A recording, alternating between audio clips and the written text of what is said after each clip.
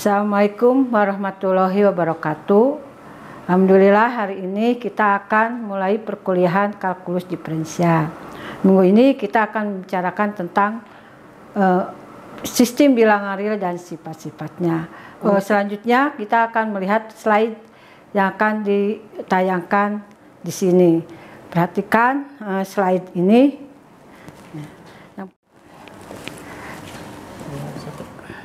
Nah, sebelum melihat lebih lanjut, maka kita harus melihat lambang-lambang dalam sistem bilangan real. Nah, sebetulnya di sini selain bilangan real, saya akan bicara juga bilangan kompleks. Nah, ini pakai bahasa Indonesia ya. Di sini himpunan bilangan kompleks dilambangkan dengan K, tapi K-nya bukan K biasa, lebih ada ininya. Kemudian himpunan bilangan real dengan R, imajiner dengan I kecil, himpunan bilangan rasional dengan Q, himpunan bilangan irasional dengan Q, ada tanda C, itu C artinya komplement, himpunan bilangan bulat dengan Z, selanjutnya C adalah himpunan bilangan cacah, dan N adalah bilangan asli. Nah, bilangan cacah itu hanya ada di Indonesia, karena tidak ada di luar itu himpunan bilangan cacah. Ya, karena di kita ada, maka saya tuliskan di sini. Nah, apa sih himpunan bilangan asli? Nah, ini yang didefinisikan seperti ini. Jadi, saya berharap Anda jangan mengatakan himpunan bilangan asli adalah himpunan yang dimulai angka 1. Sebetulnya angka 1, kalau dimulai angka 1, 1,5 juga mulai dari 1. Jadi, himpunan bilangan asli itu didefinisikan dalam daftar seperti ini. Biasanya digunakan untuk menghitung atau membilang. Selanjutnya ada himpunan bilangan cacah, yakni ada angka tambahan 0, sebagai bilangan asli ditambah 0. Kemudian ada himpunan bilangan bulat. Nah, himpunan bilangan bulat ini adalah campuran di bilangan cacah dan campuran ada negatifnya. Ini didefinisikan seperti ini.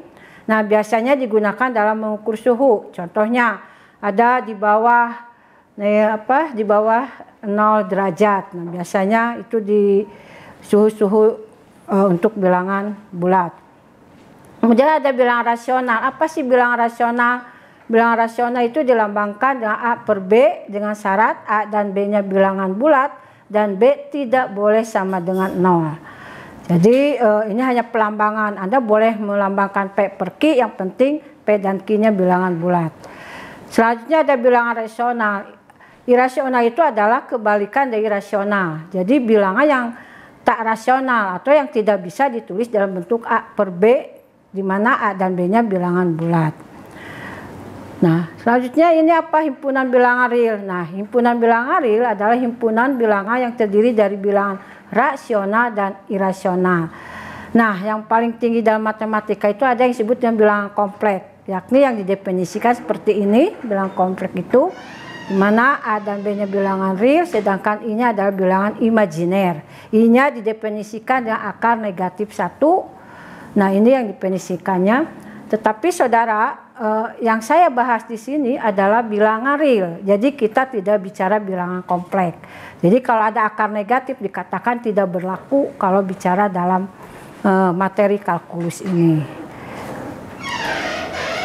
Nah, secara ini kita bisa dilambangkan yang paling tinggi kompleks bilangan itu, di mana kompleks terbagi dua, real dan imajiner. Jadi real dan imajiner itu berbeda. Jadi kalau dalam himpunan dia himpunan kosong kalau di himpunan.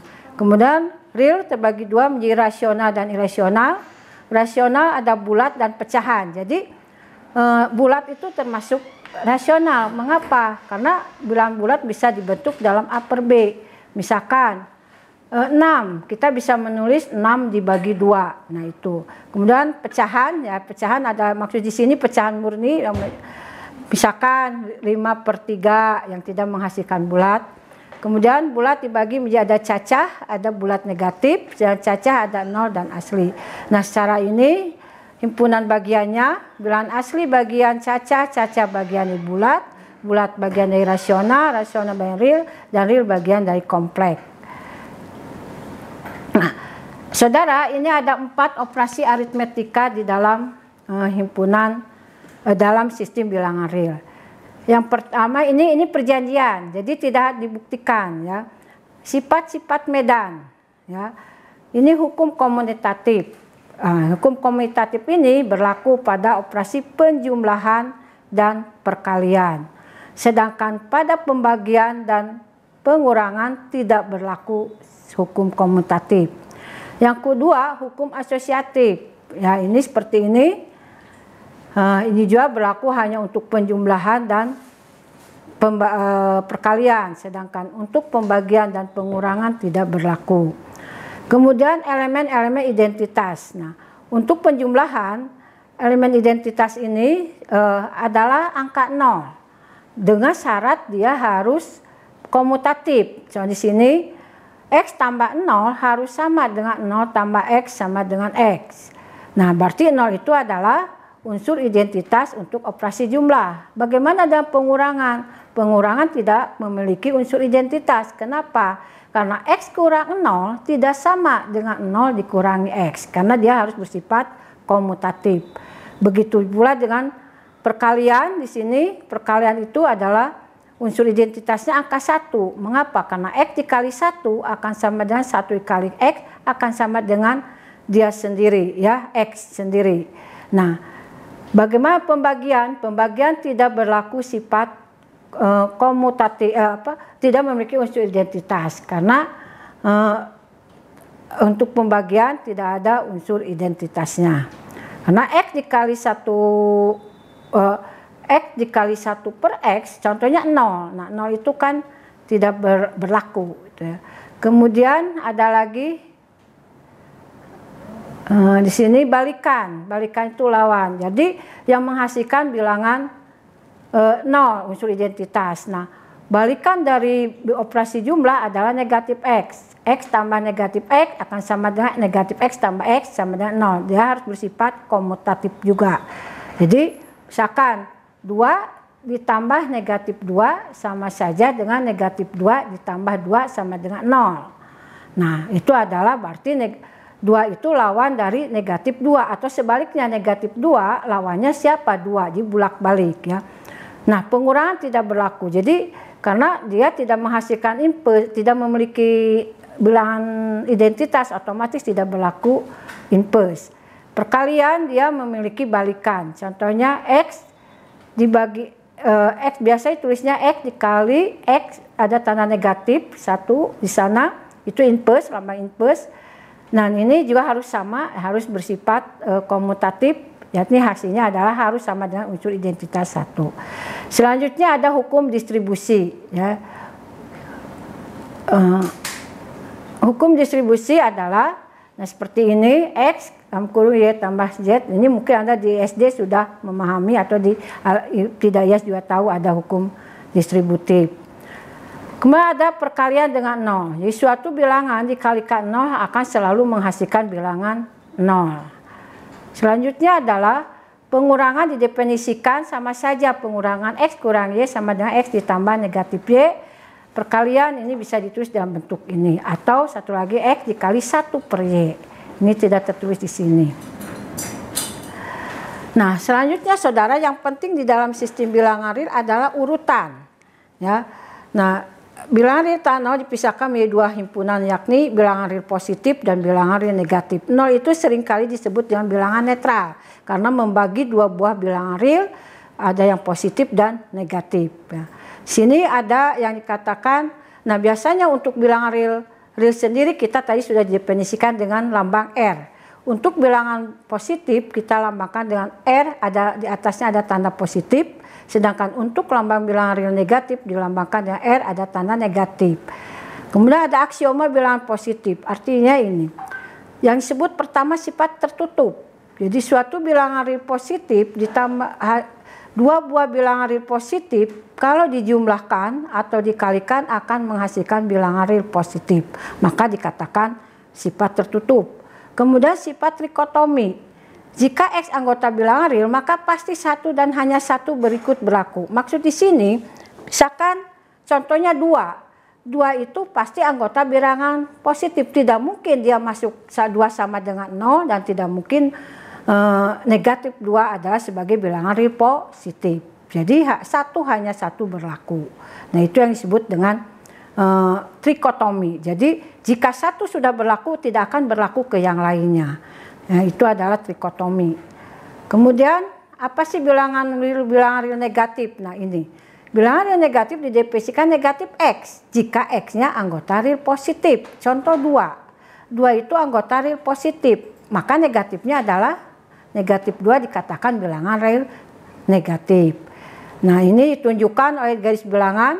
Ketika B letaknya di sebelah kiri A, maka B itu dikatakan lebih kecil dari A. Atau kita bisa menulis A lebih besar dari B. Begitupun C. Jadi Anda tidak boleh sembarangan B lebih kecil dari A atau B lebih besar dari A, tidak boleh. Jadi B lebih kecil dari A atau bisa menulis A lebih besar dari B. Begitupun untuk C. Nah ini letaknya harus pasti. Kemudian ada aksioma urutan. Nah, saudara, aksioma urutan ini berkaitan dengan urutan ngurut ya tadi, di mana letaknya ada tanda lebih besar, lebih kecil sama dengan dan sebagainya. Jika X anggota real positif, artinya X-nya lebih besar dari 0 dan dikatakan X bilangan real positif. Jika X anggota real positif gabung 0, nah ini dalam bentuk himpunan, maka ditulis X lebih besar sama dengan 0. Atau bilangan real tak negatif. Ya. Kemudian kalau min X-nya anggota real positif, contoh X-nya itu negatif 2, maka min kali min X-nya adalah pasti 2 anggota real positif. Maka ditulis X-nya kurang dari 0. Jadi yang positif itu yang min X, tapi X-nya pasti negatif. Ya. Begitu nomor 4, intinya sama, min X anggota real positif gabung ini, maka itu seperti ini. Nah itu yang penting di dalam ini. Kemudian ada definisi urutan. Nah, definisi urutan ini sangat penting juga.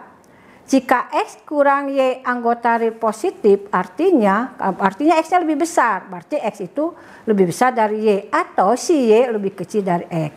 Kalau X dikurangi Y anggota real positif gabung dari 0, maka X lebih besar sama dengan Y atau Y lebih kecil sama dengan X. Jika X lebih kecil Y lebih kecil Z, maka berlaku X lebih kecil Y dan Y lebih kecil dari Z. Jadi bahasanya bukan atau di sini ya, dan itu irisan. Kemudian sifat-sifat urutan sama saudara. Jadi sama seperti tadi bahwa dalam urutan juga punya ada sifat trikotomi. Nah, jika X dan Y ada bilangan real, maka pasti satu dan hanya satu yang berikut berlaku. Jadi hanya satu berlaku. X kemungkinan lebih besar dari Y, atau X kemungkinan lebih kecil dari Y, atau X sama dengan Y. Contoh 2, X-nya 2, Y-nya 3, maka kemungkinannya adalah hanya satu. 2 lebih kecil dari 3. Jadi tidak mungkin 2 lebih besar dari 3 atau 2 sama dengan 3. Kemudian bersifat ketransitifan. Misal X, Y, dan Z adalah bilangan-bilangan real. Dengan sifat jika X kurang dari Y dan Y kurang dari Z, maka berlaku X kurang Z. Contoh 2 lebih kecil dari 3 dan 3 lebih kecil dari 4. Otomatis 2 lebih kecil dari 4. Penambahan. Misal X, Y, dan Z adalah bilangan-bilangan real. Jika X lebih kecil Y, jika dua-duanya ditambahkan dengan bilangan yang sama, maka berlaku X tambah Z akan lebih kecil Y tambah Z. Tetapi khusus perkalian Anda hati-hati ya. Karena jika X-nya lebih kecil Y, jika dikalikan bilangan real positif, maka tandanya tetap. Maka XZ akan lebih kecil dari Z. Tetapi jika dikalikan bilangan negatif, maka dia berubah tanda. Ya. X kurang Y, kalau Z-nya bilangan negatif maka akan berubah menjadi Z lebih besar daripada YZ. Nah berikut akan saya coba untuk sifat yang 3 dan 4 ini contoh dalam kita bilangan. Misal saya punya bilangan negatif 2 lebih kecil dari 4.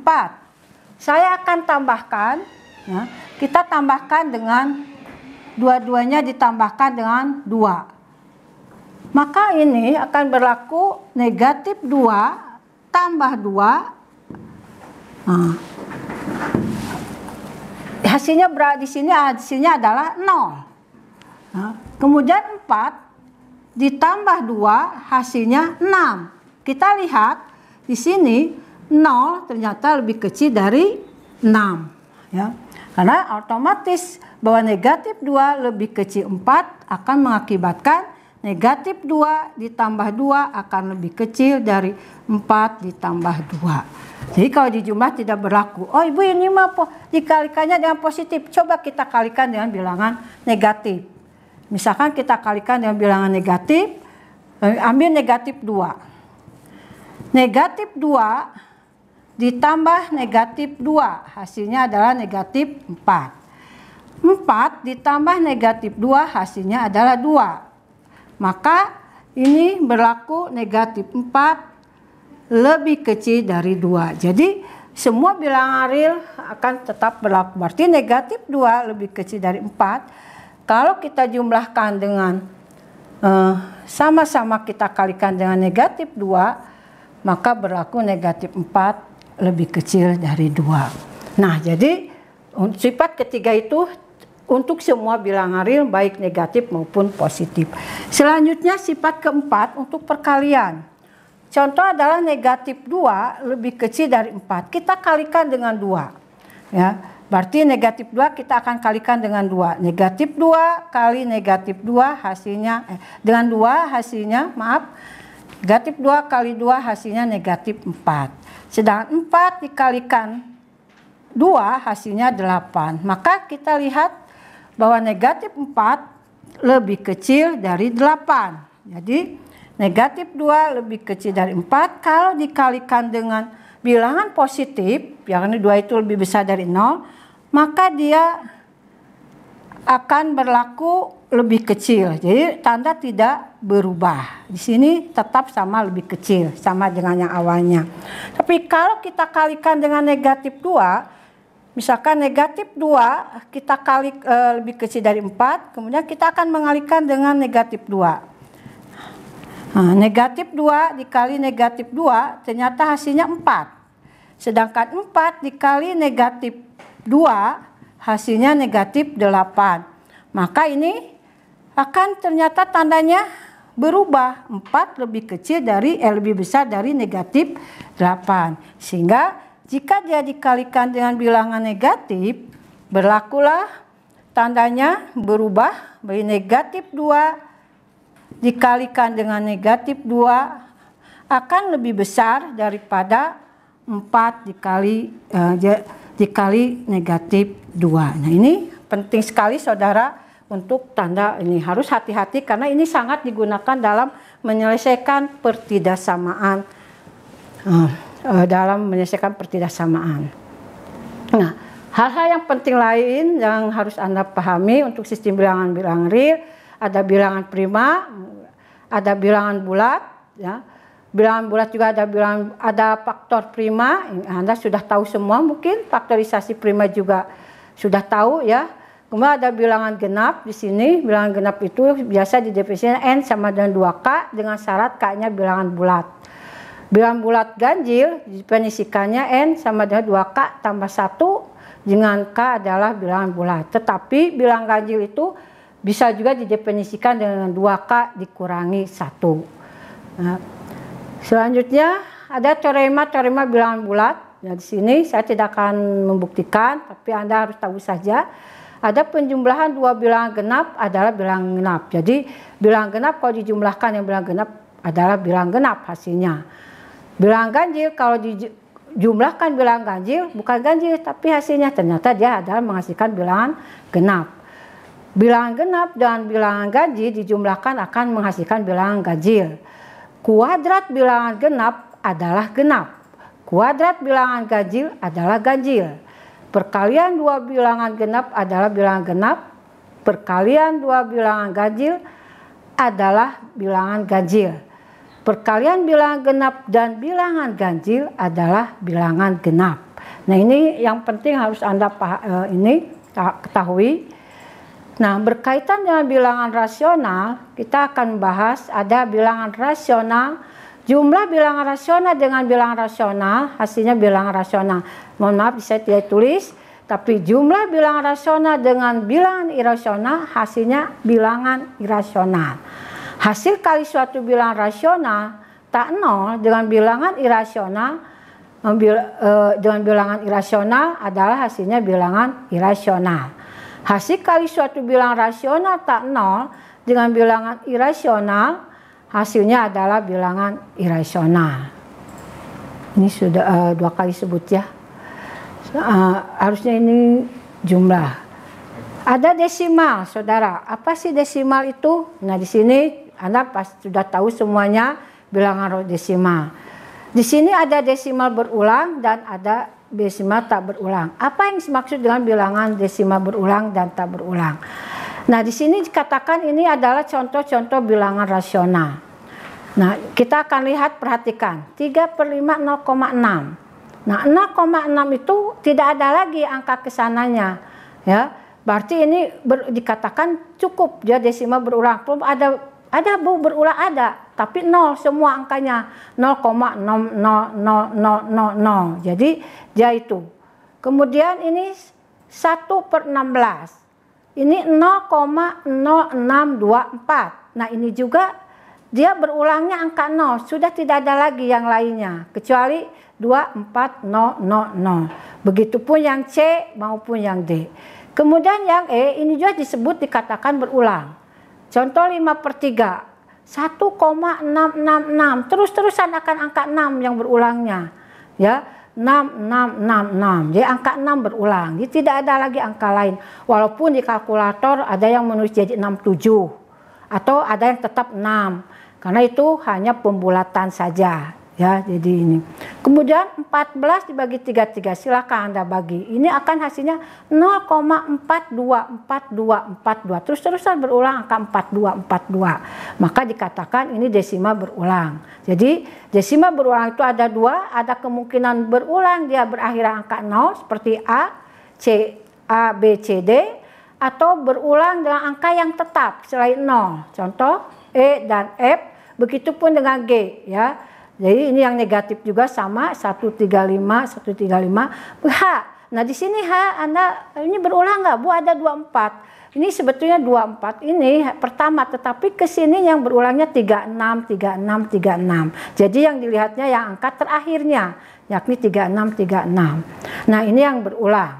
Selanjutnya ada contoh-contoh bilangan irasional. Nah, irasional itu akar 2, kalau Anda ini kan ini. Jadi berdasarkan ini sebetulnya bilangan rasional kalau berkaitan dengan desimal ada 2 kemungkinan. Bilangan real itu ada bilangan rasional yang disebut dengan desimal berulang. Ada bilangan irasional yang disebut dengan desimal tak berulang. Nah, bilangan rasional yang desimal berulang adalah bilangan desimal mempunyai akhir yang tadi yang berakhir angka 0, misal contohnya 0,25, yang 1/4 atau yang lainnya. Sedangkan bilangan irasional yang satu lagi bilangan desimal dalam daur tetap, yakni yang tadi 0 atau 1,6666. Kemudian nah, yang tidak termasuk kepada bilangan ini, maka dikatakan yang tidak sesuai dengan ini, maka dikatakan bilangan irasional. Contoh akar 2, akar 3, akar 5, dan sebagainya. Atau bilangan phi. Phi itu adalah bilangan irasional. Bukan phi itu 3,14 atau 22/7. Itu dirasionalkan. Sebetulnya dia bilangan irasional. Nah, saudara, misalkan saya di sini. Bagaimana kita akan menunjukkan bahwa 0, 2, 3, 4, 2, 3, 4, 2, 3, 4 atau 0,056565 ini menyatakan bilangan rasional. Tadi kita sudah tahu definisi rasional adalah A per B, ya. Jadi harus ditulis dalam bentuk A per B. Nah, di sini misalkan saya ini ada aturan dalam bilangan untuk menunjukkan bahwa itu bilangan rasional 0, 2, 3, 4, 2, 3, 4. Nah, di sini yang berulang adalah 3 angka, yakni 2, 3, 4, 2, 3, 4. Maka pertama kalikan desimal dengan 10 pangkat n. N itu banyaknya bilangan berulang. Berarti kalau 0,234, 2, 3, 4 berulangnya ada 3 angka. maka nanti harus dikalikan dengan 10 pangkat 3. Kemudian setelah itu kita akan membagi bilangan yang awal dengan yang bilangan yang sudah dibagi oleh pangkat 3. Nah, misalkan sini akan saya coba untuk menjelaskannya. Kita punya X adalah 0,234, 234, 234 dan seterusnya. Ini karena dia terus-terusan 234. Yang berulang itu angka 1, 2, 3. Jadi 3 angka yang ini berulangnya. Maka yang pertama kita kalikan dengan 10 pangkat 3 X-nya. Atau 1000X kita kalikan. Sehingga ini akan kita kalikan. Sehingga ini menjadi, kalau dikalikan 1000 menjadi 234, 234, 234, 234 dan seterusnya. Ya. Kemudian kita tulis kembali bilang yang tadi X. X itu adalah 0,234, 234, 234 dan seterusnya. Kita kurangi saudara ya di sini. 1000X dikurangi X menjadi 999X. Nah, ini kita kurangi. Nah, pasti ini 0, maka ini hasilnya 234 sehingga X adalah 234 dibagi 999. Nah, 234 ini adalah bilangan bulat. 999 juga bilangan bulat. Maka ini memenuhi aturan bilangan rasional. Dia dapat ditulis dalam bentuk A per B di mana A dan B-nya bilangan bulat dan B-nya tidak sama dengan 0. Nah, kemudian yang satunya lagi. Misalkan saya punya Y. Y adalah sama dengan tadi sudah ditulis adalah 0,056 56.